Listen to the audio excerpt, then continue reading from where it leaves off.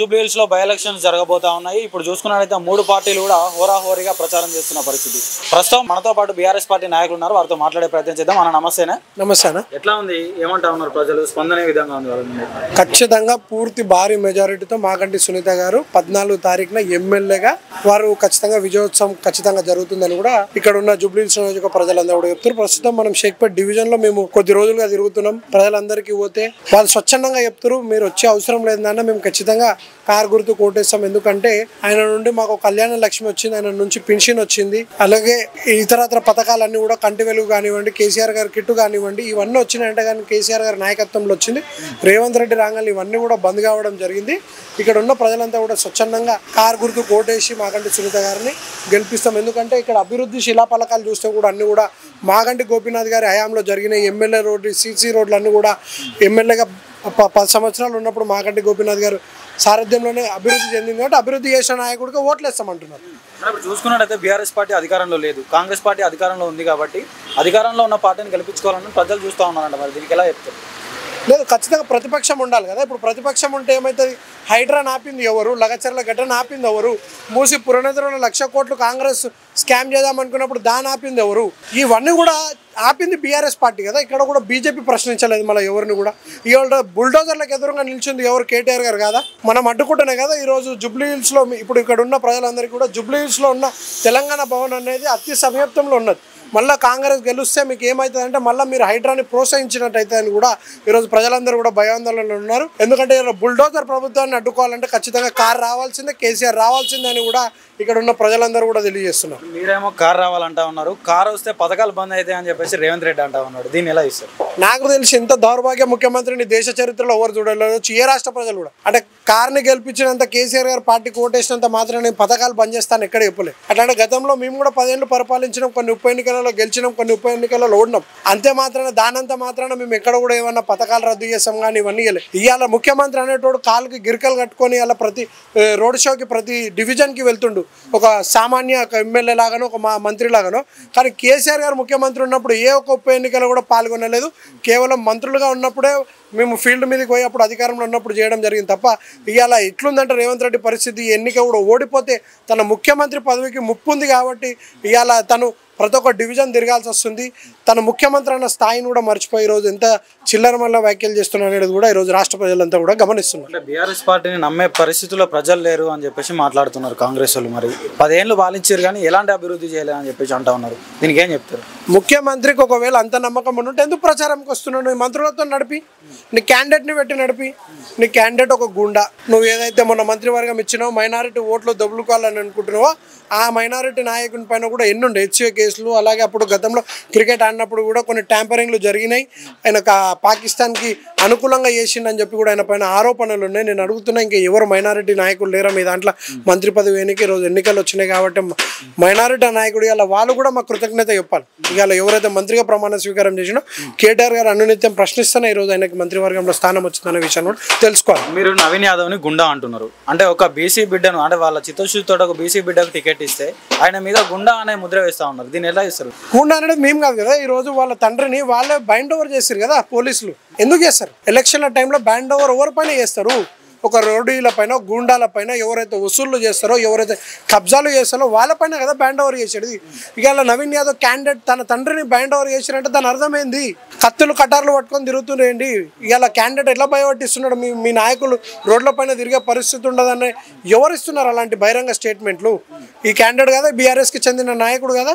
రేపు కూడా నవీన్ యాదవ్ గెలిస్తే అదే పరిస్థితులు వస్తుంది.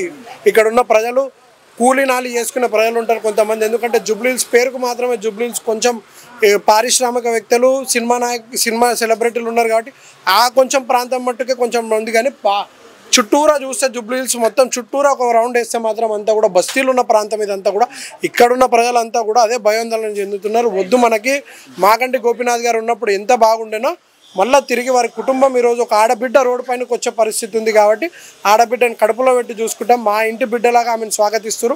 సునీతమ్మ ఎక్కడ ప్రచారం చేసినా కూడా అనే వాస్తవాన్ని కూడా ఇలా ప్రజలు గమనిస్తారు. నవీన్ యాదవ్ కూడా కొన్ని వ్యాఖ్యలు జరిగింది బీఆర్ఎస్ పార్టీ నాయకులను ఉద్దేశించి.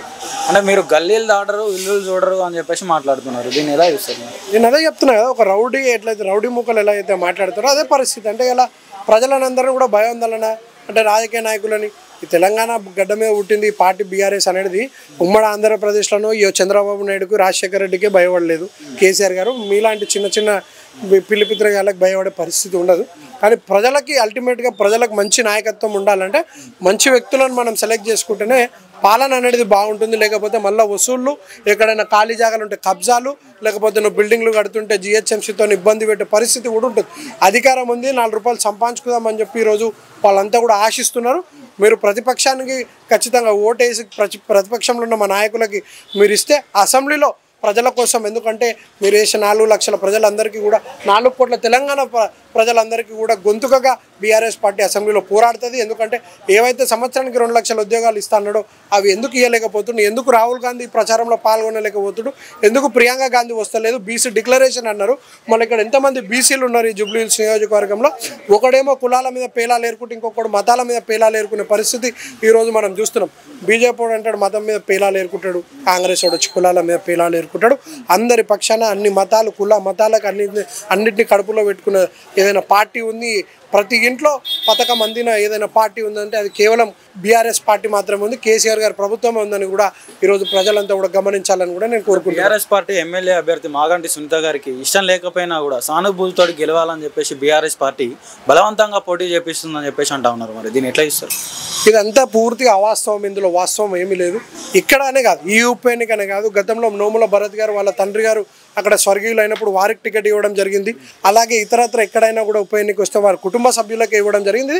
ఆనవాయితీగా వస్తున్నది. ఇదేదో కొత్తగా బీఆర్ఎస్ ఏదో సింపతికో ఇది మూర్ఖత్వం అసలు మంత్రులకు ఉండాలి. సబితా ఇంద్రారెడ్డి గారు ఈరోజు కాంగ్రెస్లో వారు కూడా మంత్రి పదవి చేసినట్టు బీఆర్ఎస్లో చేసారు. వారు కూడా వాళ్ళు వచ్చే పరిస్థితుల్లో అప్పుడు వాళ్ళ భర్తను కోల్పోయారు కాబట్టి అలాంటి మహిళ ఈరోజు రావడం జరిగింది. ఎవరు రాజకీయాలకు రావాలని అనుకోరు, కొన్ని అనుకూల పరిస్థితుల వల్ల రాజకీయాలు చేయాల్సి వస్తుంది. ఎందుకంటే వీళ్ళందరూ కేవలం మాగంటి గారి కుటుంబం అంటే వాళ్ళ పిల్లలో వాళ్ళ భార్యనో కాదు, మాగంటి గారి కుటుంబం అంటే ఇక్కడ ఉన్న ఎంతమంది అయితే సానుభూతి పరులు ఉన్నారో వాళ్ళందరూ ఎంతమంది అయితే ఓట్లు వేసి వాళ్ళు వెంట నడిచారో ఈ కుటుంబాన్ని మళ్ళీ ఆ కుటుంబం అయితేనే బాగా చూసుకుంటుందని చెప్పి భరోసా ఇవ్వడానికి ఆమె మహిళ అయినప్పటికీ కూడా ఈరోజు మనం చూస్తున్నాం రాజకీయాలలో కూడా మహిళలకు ప్రాతినిధ్యం పెరుగుతుంది. కాబట్టి ఖచ్చితంగా వారి ఇంటి నుంచే మనం వారి ఇంటికి పార్టీ అండగా ఉంటుంది. పార్టీ అండగా ఉండడం అంటేనే మళ్ళీ ఎమ్మెల్యే టికెట్ వారికి ఇవ్వడం, మళ్ళీ ప్రజాక్షేత్రంలో వాళ్ళ కుటుంబాన్ని బలంగా నిలబెట్టడమే మా పార్టీ యొక్క ఉద్దేశం. సునీత గారికి రాజకీయాల పట్ల అవగాహన లేదు అంటే రాత్రి ఎప్పుడు పిలిస్తే అప్పుడు అందుబాటులో ఉండరు కదా మహిళ అని చెప్పేసి మాట్లాడుతున్నారు బయట. దీనికి ఏం చెప్తారు?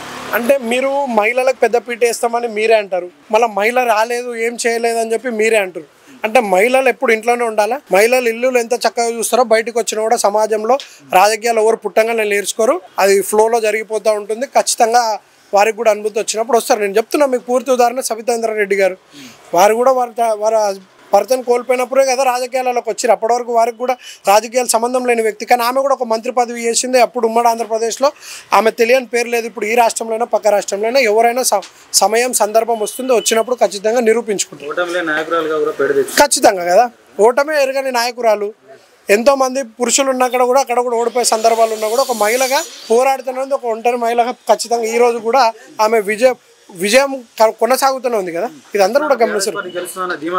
100కు 100% మెజారిటీ ఎంత అనేది బాకీ ఉంది తప్ప అది మనం 14వ రోజు చూడాలి మెజారిటీ ఎంత. మాట్లాడుతున్నారు కదా 1,00,000 ఓట్ల మెజారిటీ అని చెప్పేసి మాట్లాడుతున్నారు. దీనికి ఏం చెప్తారు? కాంగ్రెస్ వాళ్ళు కూడా 1,00,000 ఓట్లతో గెలిస్తే మేము సగం గుండు తీసుకొని తిరుగుతాం. కాంగ్రెస్ గెలిచే పరిస్థితి లేదు. రానున్న రోజుల్లో కూడా కాంగ్రెస్ బొందబెట్టే పరిస్థితికి తెలంగాణ రాష్ట్ర ప్రజలంతా కూడా కంకణం కట్టుకున్నారు.